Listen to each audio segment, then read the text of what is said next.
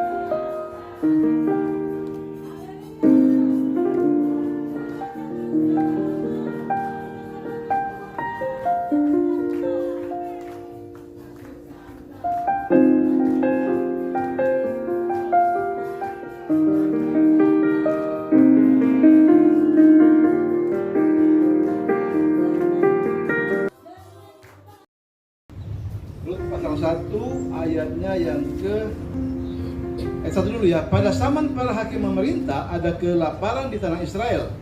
Lalu pergilah seorang dari Betlehem Yehuda beserta istrinya dan kedua anaknya laki-laki ke Moab untuk menetap di sana sebagai orang asing. Nama orang itu ialah Elimelek, nama istrinya Naomi, nama kedua anaknya Mahlon dan Kilion. Semuanya orang-orang Efrata dari Betlehem Yehuda. Dan setelah sampai di daerah Moab, diamlah mereka di sana. Kemudian matilah Elimelek, suami Naomi, sehingga perempuan itu tertinggal dengan kedua anaknya. Keduanya mengambil perempuan Moab, yang pertama bernama Orpa, yang kedua bernama Rut, dan mereka diam di situ kira-kira 10 tahun lamanya. Lalu matilah juga keduanya, yaitu Mahlon dan Kilion, sehingga perempuan itu kehilangan kedua anaknya dan suaminya. Ini mereka orang Bethlehem Efrata. Kalau Efrata itu desanya, Bethlehem itu kotanya. Waktu terjadi kelaparan di Bethlehem, dikatakan ini Elimelek, dia memboyong keluarganya ke Moab, kota tempat penyembahan berhala, kota yang nggak ada Tuhannya, di mana-mana patung. Nah, dia mengambil keputusan yang sangat salah. Karena dia dari Bethlehem pergi ke Moab. Ketika tiba di Moab, Alkitab katakan, maka matilah Elimelek. Lalu kedua anaknya Mahlon dan Kilion mengambil perempuan Moab, Orpa dan Rut, tapi mati juga Mahlon dan Kilion. Sehingga tinggal ada Naomi, tinggal ada Rut dan Orpa. Apa yang terjadi? Ketika Naomi dengar di Bethlehem sudah ada lagi makanan, sudah diberkati Tuhan, dia ingin kembali lagi ke Bethlehem. Ada kelaparan di Bethlehem, tapi tidak ada kematian. Banyak makanan di Moab, tapi ada kematian. Suaminya meninggal di sana, dua anaknya meninggal di sana. Untung Naomi kembali ke Bethlehem. Bethlehem itu artinya rumah roti. Rumah sumber berkat ada di Bethlehem. Daud itu berasal dari Bethlehem.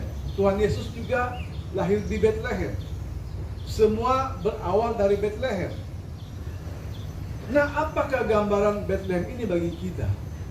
Kalau Bethlehem artinya rumah roti, maka saya mau katakan Bethlehem itu adalah tempat pelayanan kita. gereja kita. Di mana tiap minggu kita sampaikan firman Tuhan, roti hidup. Kata Yesus, akulah roti hidup. Setiap minggu kita menyampaikan firman Tuhan di sana. Orang-orang datang dan menikmati roti itu. Jadi kita perlu kembali ke Bethlehem kita. Lalu kita harus sediakan roti di sana. Karena jemaat membutuhkan roti, yaitu firman Tuhan.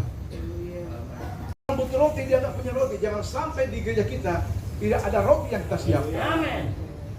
Kita harus bergumul, berdoa supaya roti ini dibakar oleh panasnya api Roh Kudus yang akan memberkati banyak orang.